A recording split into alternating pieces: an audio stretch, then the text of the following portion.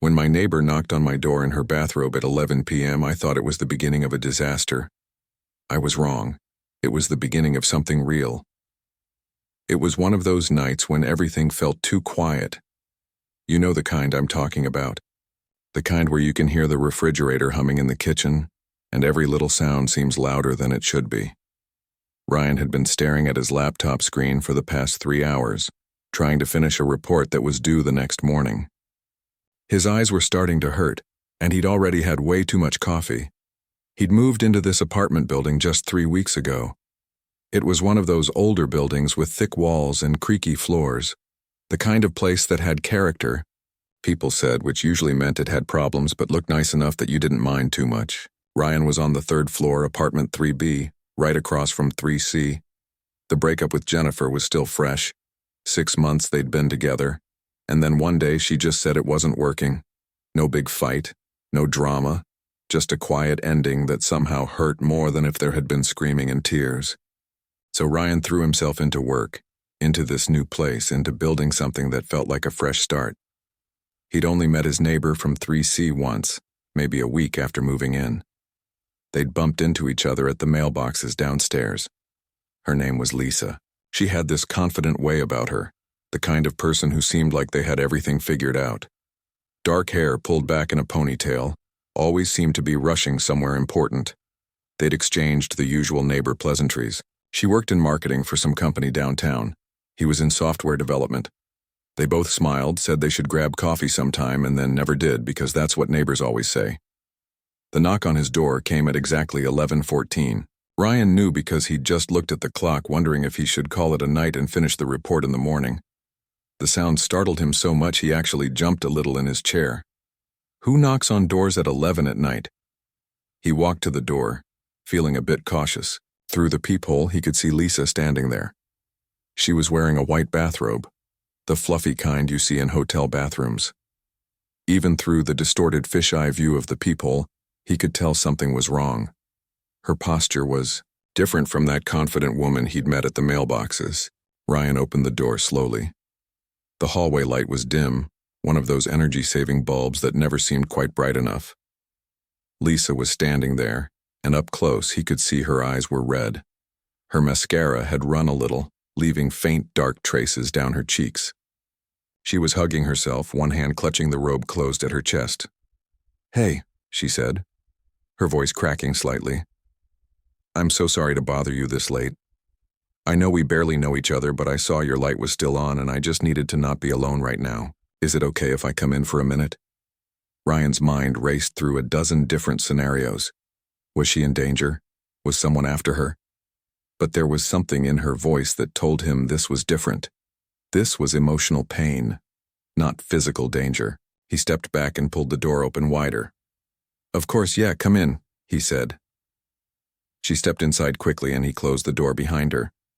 His apartment was small, just a studio really, with the bed in one corner and a tiny kitchen area in another. His laptop was still open on the coffee table, the screen glowing in the dimly lit room. He'd only had one lamp on while he worked. Lisa stood in the middle of his living space, looking lost. It was strange seeing someone who'd seemed so put together looking so vulnerable. Ryan gestured toward his couch, the only real piece of furniture besides his bed and desk chair. "Please sit down. Can I get you some water or something?" She nodded and moved to the couch, sitting down heavily like all the energy had just drained out of her. Ryan went to the kitchen, grabbed a glass and filled it with cold water from the filter pitcher in his fridge. His hands were shaking a little. He wasn't good with emotional situations. Jennifer used to tell him he was too logical, that he tried to fix things instead of just listening. He brought the water over and sat in the chair across from the couch, maintaining a respectful distance. Lisa took the glass and held it with both hands but didn't drink. "I'm sorry," she said again. "This is so weird. You must think I'm crazy, showing up at your door like this." "It's okay," Ryan said, and he meant it. "What happened?" She laughed, but it was bitter. "My boyfriend just broke up with me, through a text message. Can you believe that? 3 years together, and he ends it with a text while I'm in my apartment thinking everything is fine. Ryan felt a familiar ache in his chest. He knew that pain. Maybe not the text message part, but the sudden ending. The feeling like the ground had disappeared beneath your feet. "I'm really sorry," he said. "That's rough." "I was just sitting." "There," Lisa continued, the words starting to pour out now like she'd been holding them in too long. "We were supposed to have dinner tomorrow. I had this whole evening planned in my head. And then my phone buzzes and there's this long message about how he needs space, how he's been thinking about this for months, how it's not me, it's him. All the usual lines, you know?" She finally took a sip of water. Her hand was trembling. "The worst part is, I saw it coming. Deep down, I knew something was off. He'd been distant for weeks, always making excuses not to see me. But I kept telling myself I was imagining things, that I was being paranoid. Turns out I wasn't paranoid enough." Ryan leaned forward, resting his elbows on his knees. "I get it. My girlfriend broke up with me about 2 months ago. That's actually why I moved here. Needed a fresh start, couldn't stand being in our old place anymore." Lisa looked up at him, and for the first time since she'd arrived, there was something other than pain in her eyes. Recognition, maybe. Understanding. "Really? I'm sorry." "That must have been hard." "It was," Ryan admitted. "Still is sometimes. But it gets a little easier every day. At least that's what people keep telling me, and I'm starting to think maybe they're right." They sat in silence for a moment. Outside, Ryan could hear a car drive by, its engine fading into the distance. The refrigerator hummed, normal sounds of normal life continuing while everything felt upside down. "I didn't know where else to go," Lisa said quietly. "My best friend lives across town, and it's so late. My parents are in another state, and I just looked across the hall, saw your light on, and thought maybe you wouldn't mind. We're neighbors, right? Neighbors help each other." "Absolutely," Ryan said. "You did the right thing. Sometimes you just need to be around another person, you know? Even if you don't really know them that well." Lisa nodded, wiping at her eyes with the sleeve of her robe. "Thank you. Seriously. I promise I'm not usually this much of a mess. If you'd asked me this morning how I'd react if someone broke up with me, I would have said I'd be fine. Strong, independent woman and all that. But here I am, falling apart in a stranger's apartment." "We're not strangers," Ryan said with a small smile. "We're neighbors who are going to grab coffee sometime, remember?"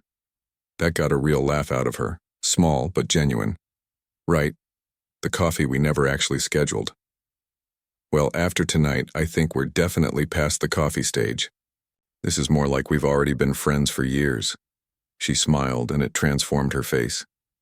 Even with the smudged makeup and red eyes, Ryan could see why his first impression of her had been confidence.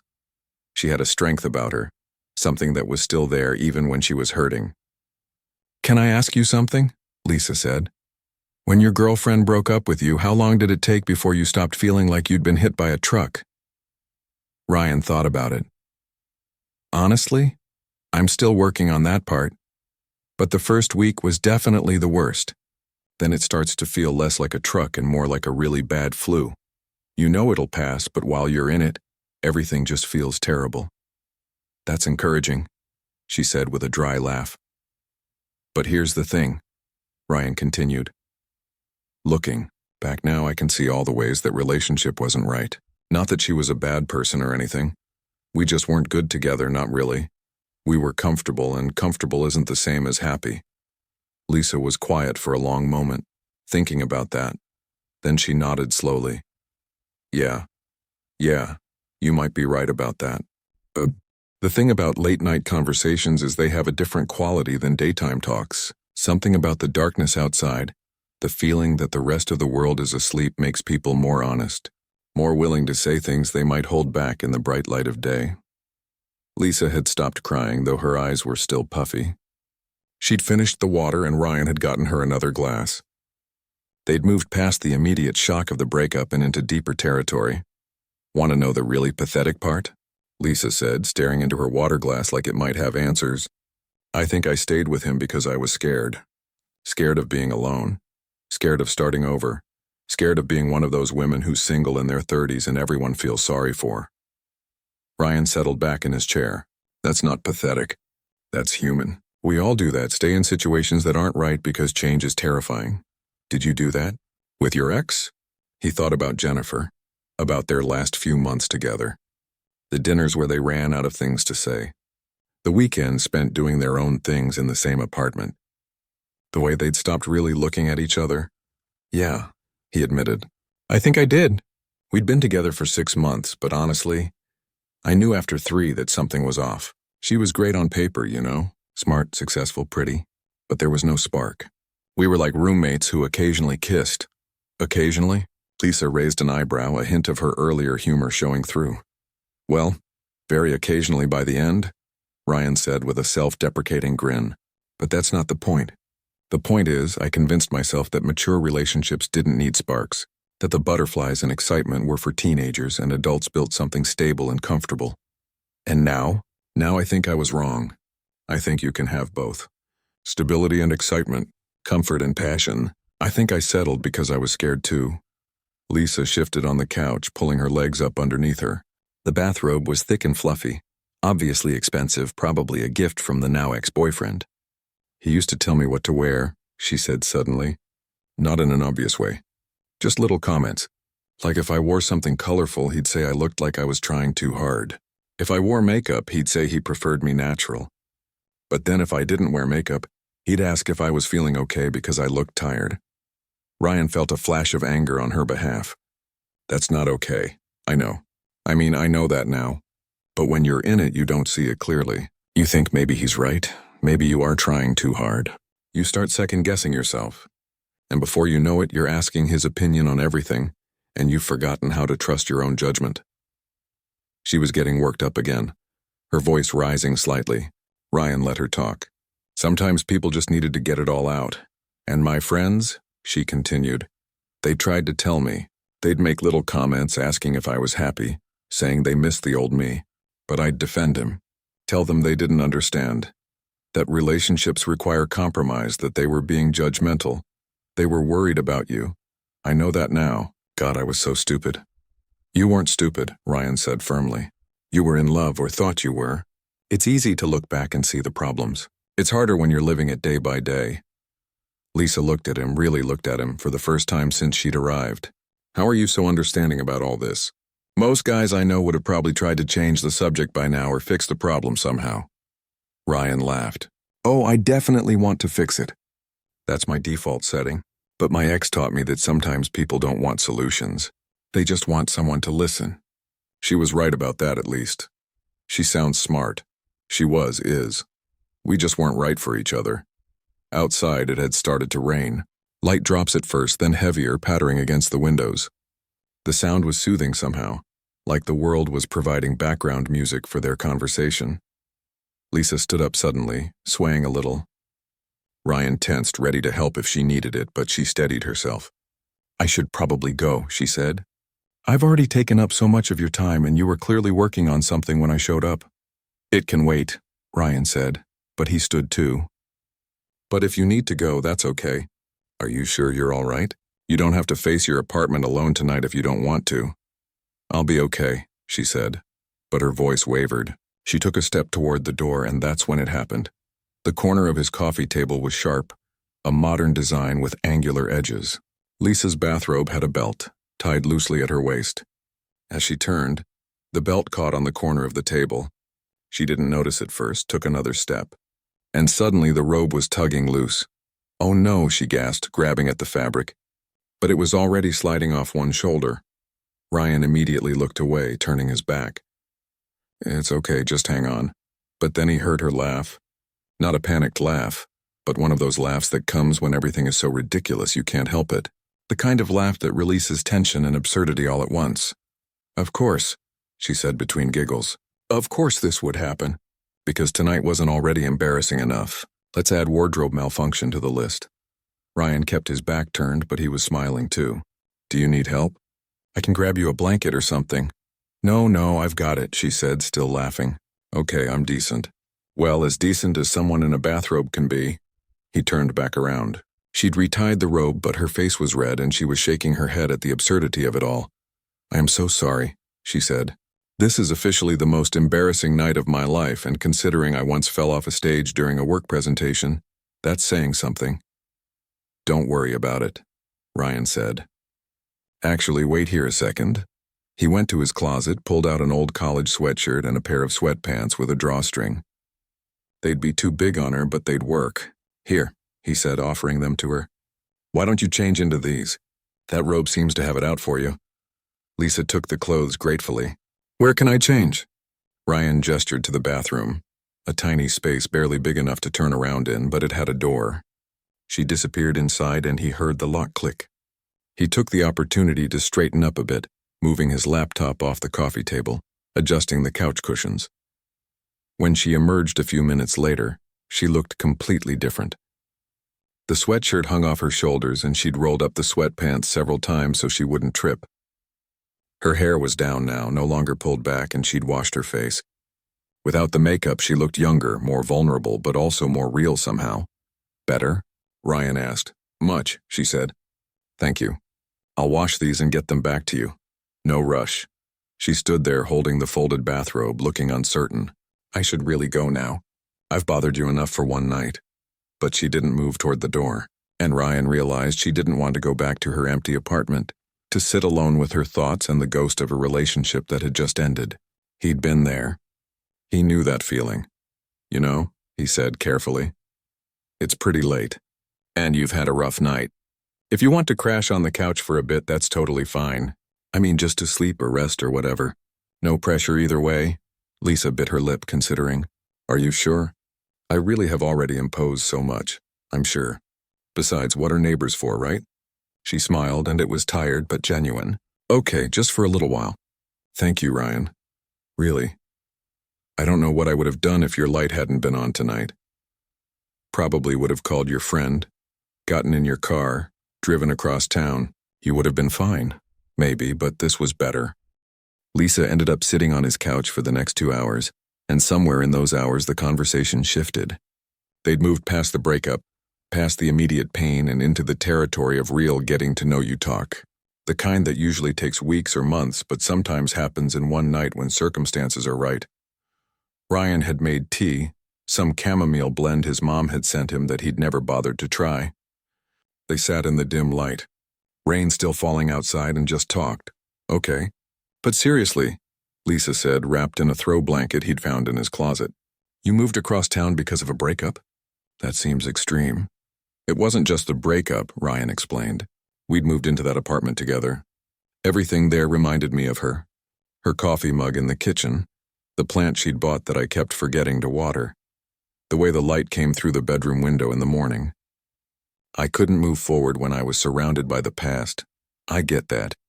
My apartment has his stuff everywhere.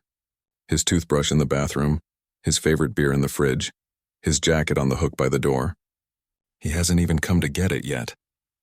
Just sent that text and disappeared. That's rough. At least Jennifer had the decency to have the conversation in person. We packed up together, divided stuff, tried to be mature about it. How'd that go? Ryan laughed. Terrible. We were both crying by the end. Kept trying to be adult about it, but really we were just sad. Sometimes being mature just means hiding how much something hurts. Lisa nodded thoughtfully. Yeah, I think that's what I've been doing for months, hiding, pretending everything was fine when it wasn't. Why do we do that? Pretend, I mean. Because admitting something's wrong means you have to do something about it, Lisa said. And doing something about it is scary. It's easier to just keep going, hope it gets better on its own. They were quiet for a moment, both thinking about all the times they'd chosen the easier path instead of the right one. Can I tell you something weird? Lisa asked. I've noticed you since you moved in. Ryan felt his pulse quicken. Yeah? Not in a creepy way, she added quickly. Just little things. Like you always hold the door for people even when your hands are full, and you put your recycling in the right bins, which nobody in this building does. And one time I saw you helping Mrs. Chen from 2A carry her groceries up the stairs. That's not weird. Those are just normal things. Exactly. But they're not. Most people walk right past Mrs. Chen. Most people don't bother with recycling properly. I don't know, it made me think you were probably a decent person. And then tonight, when everything fell apart, I thought about the guy across the hall who seemed kind, and your light was on, and here I am. Ryan didn't know what to say to that. It made him feel seen in a way that was uncomfortable but also nice. "For what it's worth," he said after a moment, "I noticed you too. You always seemed like you had your life together. Confident, professional, like you knew exactly where you were going. That's funny because I felt like I was barely holding it together most days." "I think everyone feels that way. We're all just pretending to be adults," Lisa laughed. "True. I'm still waiting for the day when I actually feel like a grown-up instead of a kid in a costume." They talked about their jobs. Ryan explained what he did, making software sound more interesting than it usually was. Lisa told stories about her marketing campaigns, the good ones and the disasters. They talked about movies they loved, books they'd read, places they wanted to travel. "I've always wanted to go to Japan," Lisa said, her eyes lighting up. "The temples, the food, the culture. Just everything about it fascinates me." "Me too. I've been saving up for a trip. Maybe next year. My boyfriend never wanted to go, said it was too far, too expensive, too complicated. So I kept putting it off, waiting for the right time, the right person to go with. You know you can go by yourself, right?" She blinked. "I guess I never really thought about it. Traveling alone seems lonely, or freeing. No compromises, no waiting for someone else, no adjusting your plans. Just you and the adventure." Lisa considered that, a slow smile spreading across her face. "You're right. Why am I waiting? I could book a trip tomorrow if I wanted. Do it. Life's too short to wait for perfect circumstances." "Is that what you did? After your breakup?" "Kind of. I mean, I moved apartments. Started going to this gym I'd been meaning to check out. Took up cooking. Little things, but they all felt like steps toward figuring out who I was without her." "And did you figure it out?" Ryan thought about that. "Working on it. I think it's less about discovering some hidden version of yourself and more about deciding who you want to be. Like I always thought I was this person because that's who I'd been, but maybe I can be different. Better, hopefully." "That's actually pretty profound for 2 in the morning. He glanced at the clock on his microwave. She was right. Time had disappeared while they talked. "Sorry, I didn't mean to keep you up so late." "Are you kidding? This is exactly what I needed. If I'd gone back to my apartment, I'd just be lying in bed staring at my phone, rereading that stupid text, driving myself crazy."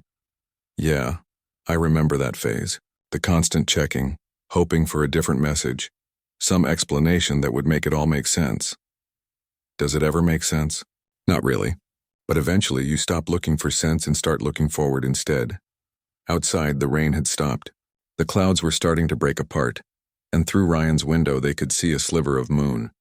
The city was quiet, that deep quiet of very late night when even the bars have closed and the early risers haven't woken yet. Lisa yawned, covering her mouth. "Sorry, I think the emotional exhaustion is catching up with me. You should get some sleep. The couch is all yours if you want it." "Are you sure? Where will you sleep?" "I'll take the bed. It's right there, just a few feet away. Completely separate spaces." He gestured to his bed in the corner, which was indeed only about 10 feet from the couch but felt appropriately distant. "Okay. Thank you. Really, I don't know how to thank you enough for tonight." "You don't have to thank me. This is what people do. Help each other." Ryan grabbed an extra pillow and blanket from his closet, set them up on the couch for Lisa. She was already settling in, looking comfortable despite the circumstances. "Hey, Ryan," she called as he moved toward his bed. "Yeah? I'm glad I knocked on your door." "Me too."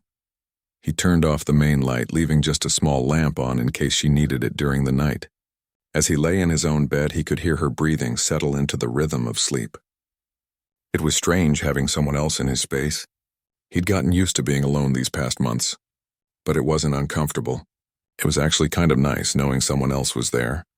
He thought about their conversation, about all the things they'd shared, about how sometimes the worst nights lead to the best connections, about how you never know what's waiting on the other side of a closed door.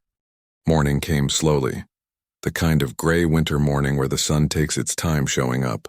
Ryan woke to the smell of coffee, which confused him because he definitely hadn't set up his coffee maker the night before. He opened his eyes and saw Lisa in his kitchen area, moving quietly, trying not to wake him. "Hey," he said, his voice rough from sleep. She turned, looking embarrassed. "Sorry, I didn't mean to wake you. I hope you don't mind that I made coffee. I found your beans and figured I owed you breakfast or something after everything." Ryan sat up, running a hand through his messy hair. "It's fine. What time is it?" "About 7:30. I've been up for an hour or so. Couldn't really sleep much past 6. I'm one of those annoying morning people. He wasn't, but he didn't say that. Instead, he got up and joined her in the kitchen. She'd found his bread and was making toast. The coffee smelled amazing, much better than what he usually made. You didn't have to do this, he said. I wanted to. Plus, I was hungry, and raiding your fridge seemed less weird if I made enough for both of us. They ate breakfast together, toast with butter and jam, coffee that was perfectly strong. It felt domestic in a way that should have been awkward but wasn't. They talked about their days ahead. Ryan had work. The report he'd been finishing was due by noon. Lisa had the day off, which she was now grateful for. I should probably go face my apartment at some point, she said, staring into her coffee cup. Deal with all his stuff, figure out what to do next. Do you want company? I mean, not right now because of work, but later. Sometimes those things are easier with backup. She looked surprised. You do that? Sure, I remember packing up after my breakup. It sucked doing it alone. Well, Jennifer was there, but that almost made it worse. If you're sure it's not too much trouble, that would actually be really helpful. I'm dreading it. Text me when you're ready. I'm just across the hall, remember? Lisa smiled. Right. The neighbor, who's apparently way nicer than any neighbor, has a right to be. After breakfast, she changed back into her bathrobe, folding the borrowed clothes neatly. I'll wash these and bring them back, she promised. Seriously, no rush. At the door, she paused. The hallway beyond was quiet. Morning light filtering through the window at the end. Last night was really special, she said. I mean, obviously it started terrible, but talking with you, feeling like someone actually understood, that was something I really needed. Thank you for that. Anytime. And I mean that.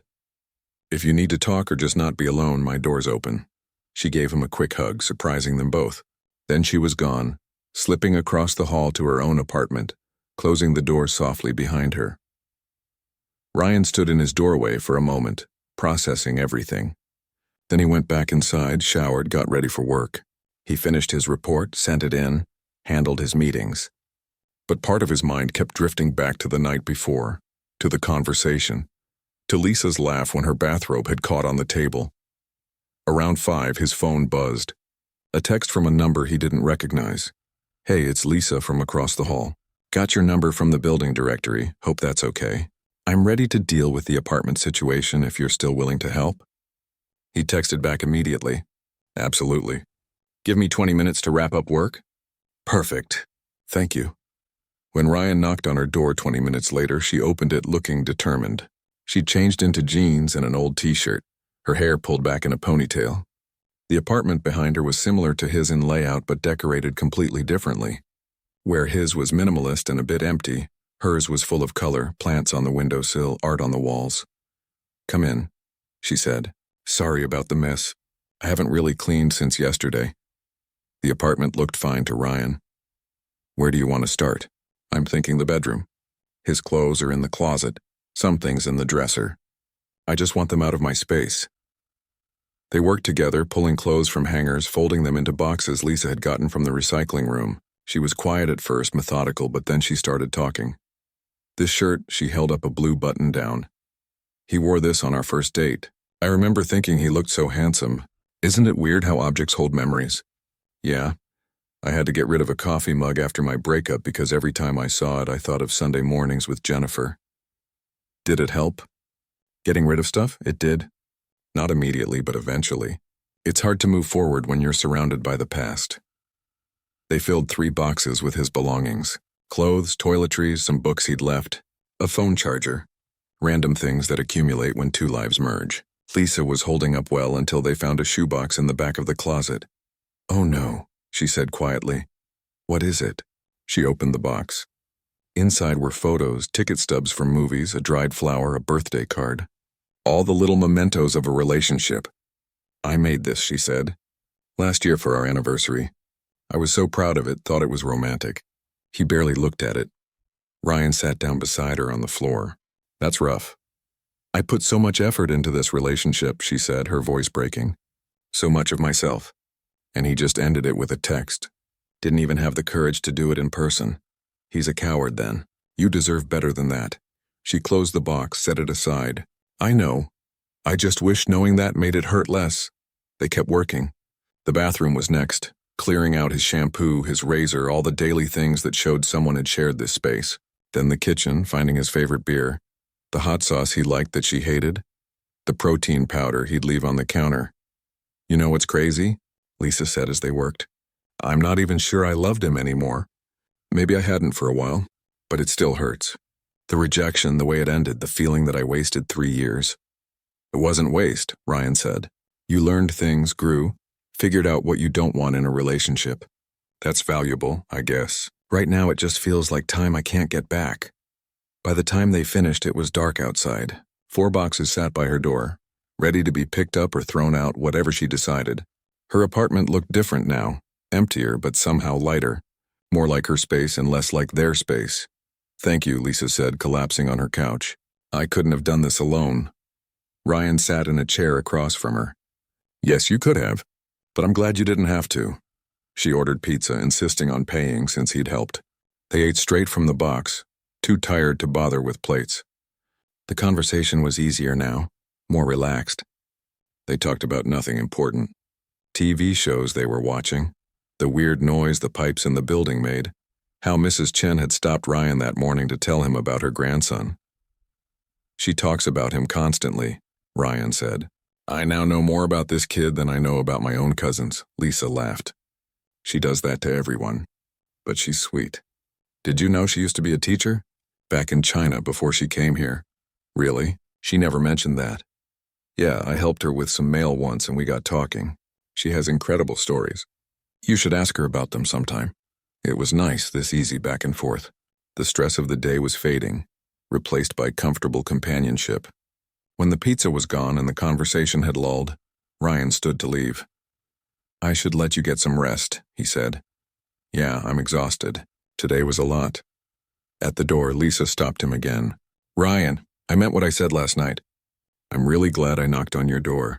You've been so kind through all this, and I don't think I would have gotten through it without you. You would have. You're stronger than you think. Maybe, but it's nice not having to be strong alone. He smiled. Anytime, neighbor.